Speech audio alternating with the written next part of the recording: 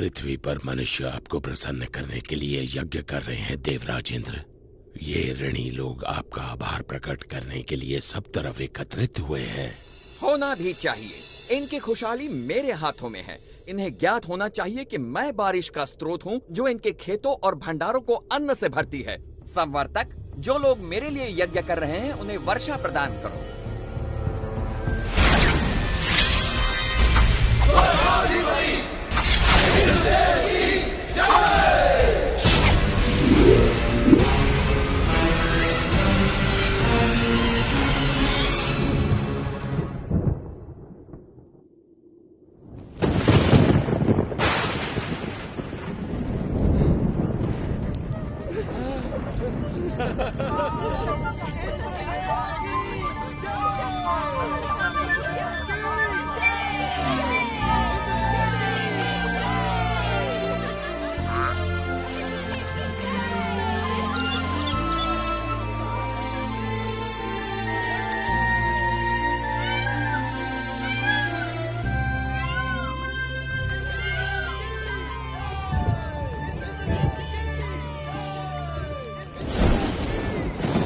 पृथ्वी से आ रहे इस कोलाहल को सुनिए देवराज इंद्र।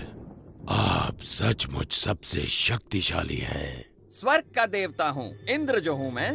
इंद्र, तुम अपनी मर्यादा भूल रहे हो। तुम केवल अपने कर्तव्य का पालन कर रहे हो, भगवान विष्णु का आदेश पूरा कर रहे हो। मैं जो चाहूँ करूँगा, मैं किसी का आदेश नहीं मानता। इंद्र, मैं तुम्हारा शिक्षक हूँ। तुम्हें अपने यश और कीर्ति का अभिमान हो गया है। मैं तुम्हें सलाह देता हूँ कि सुधर जाओ, अन्यथा तुम्हारा ये घमंड तुम्हें नष्ट कर देगा।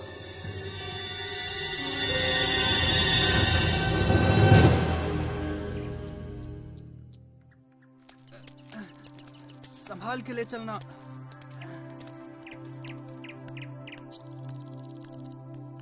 बाबा, आप इंद्र के लिए यज्ञ क्यों कर रहे हैं? हमें इंद्र को प्रसन्न करने के लिए हर साल ये यज्ञ करना ही पड़ता है ताकि वो हमें बारिश दें। वैसे ही जैसे हर वर्ष हमें महाराज कंस को कर चुकाना पड़ता है। अरे नहीं बच्चों, इंद्र देव बुरे नहीं हैं, वो तो बारिश के देवता हैं। पानी जीवन के लिए अति आवश्यक होता है, इसीलिए हम हर साल यज्ञ के द्वारा इंद्र देव की पूजा करते हैं। परंतु बाबा, वो तो उनका कर्तव्य है। वो तो भगवान विष्णु के आदेश का पालन कर रहे हैं। देखो कृष्णा, ये बहुत पुरानी प्रथा है और हमें इसे तोड़ना नहीं चाहिए। बाबा, फिर हम धरती की पूजा क्यों नहीं करते जो हमें सब कुछ देती है, और सूर्य की जिससे जीवन मिलता है, और यमुना की क्यों नहीं? कृष्णा, तुम सही कहते हो, लेकिन ये संभव नहीं है। हम सदियों से चलती आ रही इस प्रथा को अकस्मात ही तोड़ नहीं सकते बेटा। परंतु बाबा, क्या हमें आंखें बंद करके प्रथाओं को मान लेना चाहिए? वो तो भगवान विष्णु हैं, जो इंद्र और सभी देवताओं को शक्ति प्रदान करते हैं। कृष्ण बिल्कुल सही कह रहा है। सभी देवता भगवान विष्णु के आदेशानुसार काम करते हैं, और वैसे भी वेदों में इंद्र के लिए अलग से यज्ञ का विधान नहीं है। हम ग्वाले हैं, हमारी संपत्ति हमारी गायें हैं, और वो भोजन के लिए निर्भर करती हैं इस गोवर्धन पर्वत पर। हम भी सभी चीजों के लिए गोवर्धन पर निर्भर करते हैं, इसलिए हमें गोवर्धन की पूजा करनी चाहिए, ना कि इंद्र की। मेरे वृंदावन के प्यारे मित्रों, हम सबको गोवर्धन पर्वत का हृदय से आभारी होना चाहिए। आप स्वयं ही देख लीजिए गोवर्धन पर्वत के इन चमत्कारों को जो वृंदावन का जीवन है। हमारी गायें इसके जंगलों की घास चरती हैं और हमें मीठा मीठा दूध देती हैं। इसके झरने हमारी प्यास बुझाते हैं। इसके मैदानों में हमारी फसलें और फल उगते हैं। इसकी लकड़ी से बने घर हमें सुरक्षा देते हैं। मित्रों, हमारा जीवन इंद्र पर निर्भर नहीं करता, बल्कि गोवर्धन पर्वत पर निर्भर करता है। कृष्ण ठीक कहता है। आयुष्मान भव। ये सब इंद्रदेव की नहीं, गोवर्धन की कृपा है। इसलिए मित्रों, सब लोग अपना अपना चढ़ावा एकत्रित करें। हम सब गोवर्धन की पूजा करेंगे।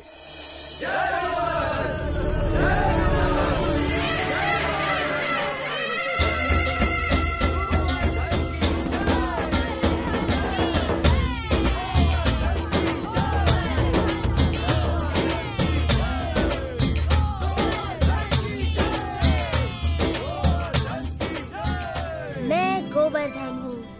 मैं तुम्हारी प्रार्थना से बहुत प्रसन्न हूँ। अगर तुम सभी अपने पशुओं के साथ मेरी परिक्रमा करोगे तो मैं बहुत प्रसन्न होऊंगा।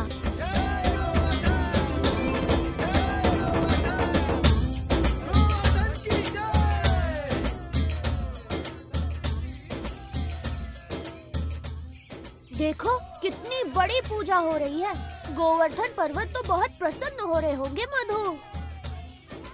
हाँ, गोवर्धन की पूजा करना अच्छी बात है बलराम, परंतु मैं इंद्रदेव को भी कुछ अर्पण अवश्य करूँगा, कहीं बुरा न मान जाए। एक इंद्र के लिए और एक मेरे लिए। 2 इंद्र के लिए, 2 मेरे लिए।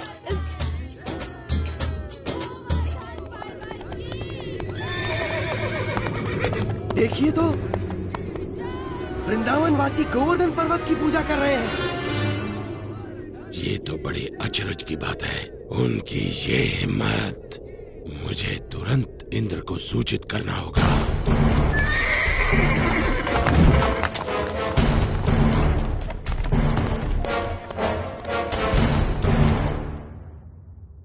आओ आओ संवर्तक, मेरे साथ मेरे भक्तों द्वारा चढ़ाए गए चढ़ावे का आनंद लो। क्षमा चाहता हूँ देवराज इंद्र, परंतु ये समाचार आपको विचलित कर सकता है। अब ये मत कहना कि तुमने गलती से एक और गांव को बाढ़ से भर दिया। ये बात मन से निकाल दो। मुझे डर है कि आप इस समाचार से बहुत क्रोधित हो जाएंगे। देवराज, वृंदावन गांव के वासियों ने आपकी बजाय गोवर्धन पर्वत की पूजा शुरू कर दी है। क्या? गोवर्धन पर्वत की? उन्होंने मेरी पूजा ना करके मिट्टी के ढेर की पूजा की। वो ऐसा कैसे कर सकते हैं संवर्तक, वो भी मुझसे बारिश का उपहार पाने के बाद? ऐसा सुना है कि वो एक नादान लड़के के बहकावे में आ गए हैं। उपहास मत करो संवर्तक। क्षमा चाहता हूँ देवराज, लेकिन यही सच है। नंद के पुत्र कृष्ण ने अपनी चमत्कारी शक्तियों का प्रयोग करके वृंदावन के वासियों को बहका लिया है। अच्छा, उन्होंने मेरा आदेश मानने के बजाय एक नादान की बातों को माना। इन लोगों का दिमाग खराब हो गया है। देखना अब इन पर मेरा कहर बरसेगा। सुनो संवर्तक। जी देवराज। जाओ और वृंदावन को डुबो दो, गोवर्धन के त्योहार को बर्बाद कर दो और वृंदावन के वासियों को इस दुस्साहस की सजा दो।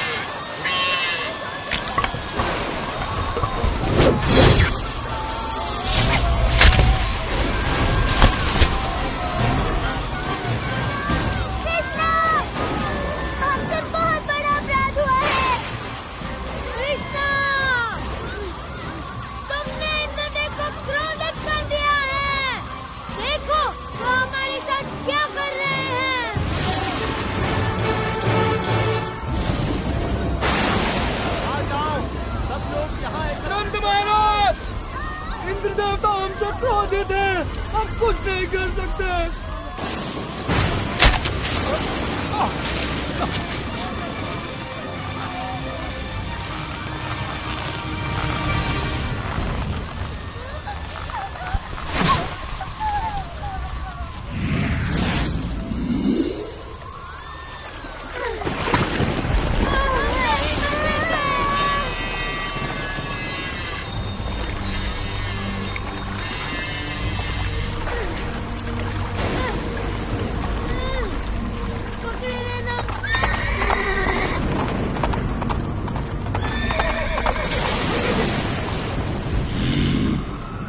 वृंदावन के लोग अब जल्द ही उस लड़के की बात सुनने पर पछताएंगे। इंद्रदेव हम सभी का विनाश करने पर तुले हैं। कुछ करिए नंद महाराज। मेरे प्यारे कृष्ण, मैं जानता हूँ तुम हमारा हित ही चाहते थे, लेकिन तुमने इंद्रदेव को कुपित कर दिया। हमें इसी समय उनसे क्षमा मांगनी चाहिए। परंतु बाबा इंद्र को बलराम, बाबा ठीक कहते हैं। ये सब मेरी सलाह के कारण कष्ट भोग रहे हैं। अभी भी देर नहीं हुई। हम इंद्र से क्षमा याचना कर सकते हैं। रुको, कृष्ण कभी भी हम पे या हमारे वृंदावन पे आँच नहीं आने देगा, कभी नहीं। आपने सच कहा माँ। आप सब के लिए मेरा प्रेम इंद्र की इस दुष्टता से बहुत बड़ा है। वृंदावन की रक्षा मैं अवश्य करूँगा। कृष्णा, मेरे बच्चे।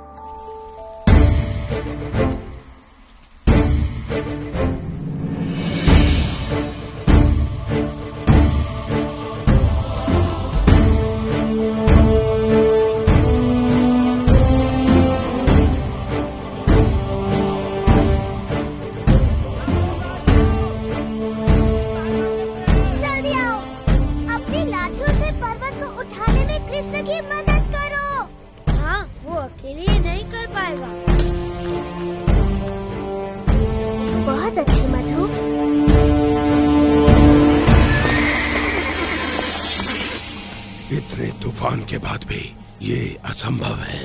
यदि हम इंद्र के आदेश अनुसार इस छोटे से गांव को तबाह नहीं कर पाए तो वो हम पर कोई दया नहीं करेंगे। आगे बढ़ो मेरे योद्धाओं, ये तूफान तब तक थमना नहीं चाहिए जब तक वृंदावन पूरी तरह पानी में डूब न जाए।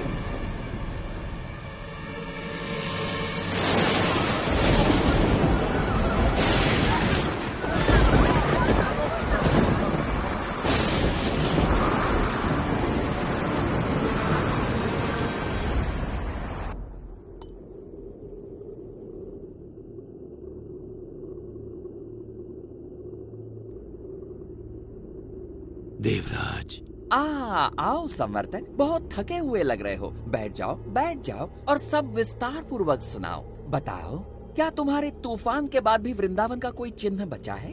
देवराज, आपके योद्धाओं ने पिछले 6 दिन और 6 रातों से तूफान मचा रखा है, जिसमें आग की तरह बिजली कड़क रही है और घनघोर वर्षा हो रही है।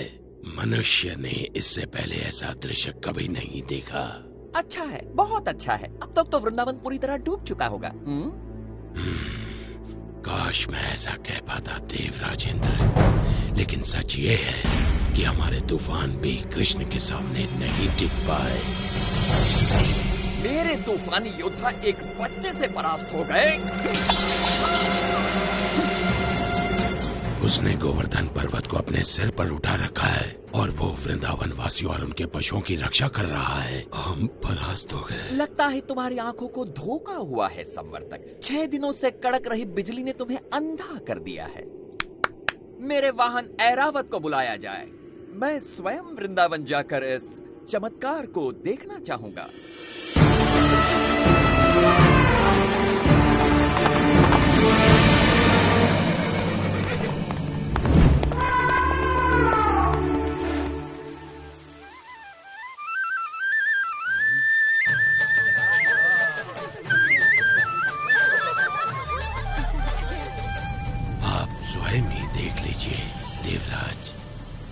यदि कृष्ण अपने आप को भगवान समझता है तो अब वो ये जान जाएगा कि कौन शक्तिशाली है, वो या फिर इंद्र।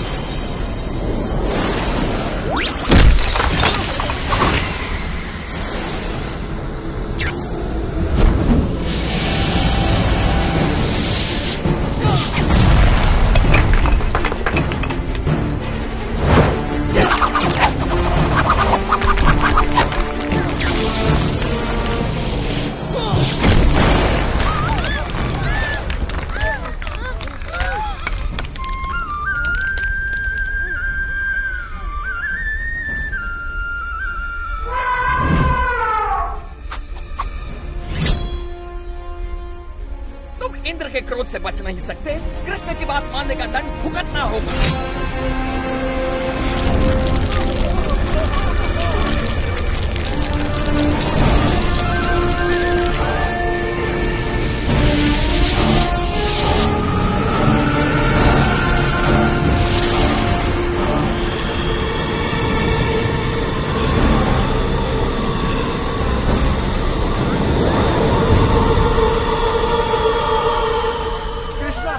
हमारी रक्षा करो। इंद्र गोवर्धन पर्वत को नष्ट कर रहे हैं। इंद्र कुछ नहीं बिगाड़ सकते, भय मत करो।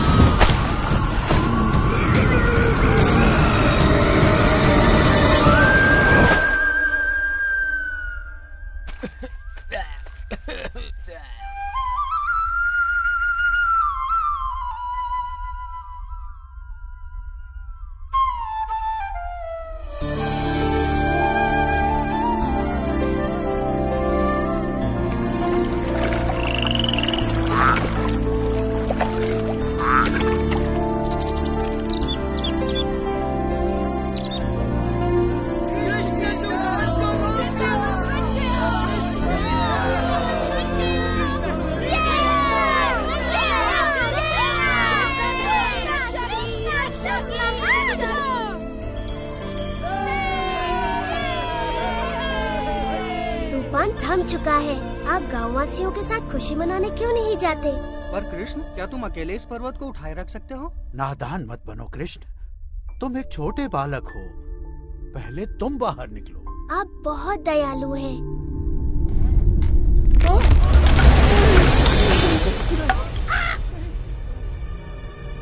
आप सचमुच चाहते हैं मैं पहले चला जाऊं? नहीं, रुको, मुझे छोड़कर मत जाओ।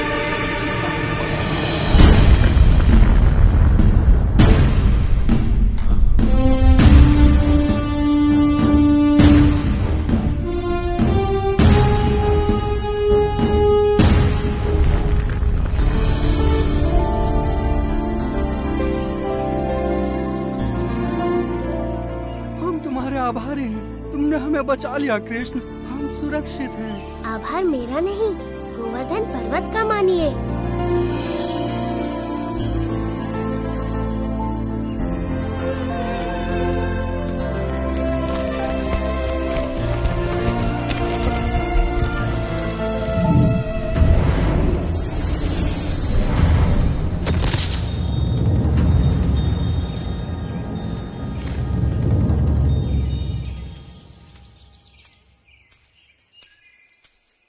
देवराज इंद्र, मैंने देखा आप मुझसे कितना स्नेह करते हैं, अन्यथा मेरे प्रतिकार के बाद भी आप मुझसे मिलने यहाँ क्यों आते? कृष्ण, प्रतिकार तो मैंने किया है आपका। मैंने बहुत बड़ी मूर्खता की, भूल गया था कि मुझे शक्तियाँ आप ही से प्राप्त होती हैं। मैं सदैव आपका सेवक रहूंगा। मैं आपसे क्षमा मांगता हूँ। देवराज, आपको अपनी शक्ति का बहुत अभिमान हो गया था और ऐसा मैंने इसलिए किया ताकि आपका अभिमान तोड़ सकूं। जाइए, मैं आपको क्षमा करता हूँ।